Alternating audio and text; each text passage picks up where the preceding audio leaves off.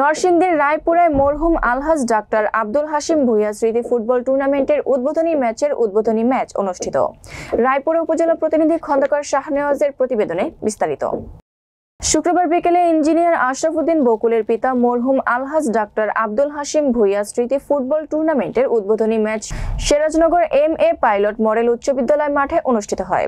Raipura press ক্লাবের ভারপ্রাপ্ত সভাপতি ইঞ্জিনিয়ার ফরিদ উদ্দিনের সভাপতিত্বে উদ্বোধনী ম্যাচে প্রধান অতিথি হিসেবে উপস্থিত ছিলেন কেন্দ্রীয় নির্বাহী কমিটি বিএনপির বিজ্ঞান ও প্রযুক্তি বিষয়ক সহ সম্পাদক ইঞ্জিনিয়ার আশরাফ উদ্দিন বকুল।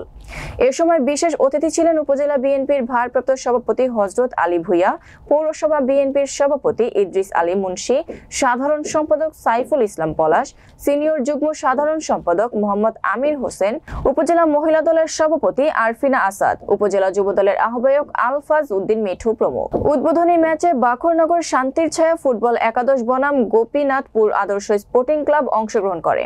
খেলায় নির্ধারিত সময়ে 1-1 গোলের সমতা থাকায় সরাসরি ট্রাইব্রেকারের মাধ্যমে 5-3 গোলের ব্যবধানে বাখরনগর শান্তির ছায়া জয়লাভ করে।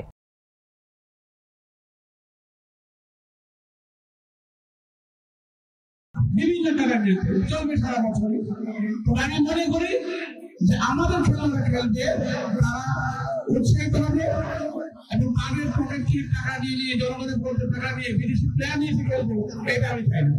কাজে আপনারা সবাই খেলা দেখতে আসবেন, খেলোয়াড় বানানোর চেষ্টা করবেন।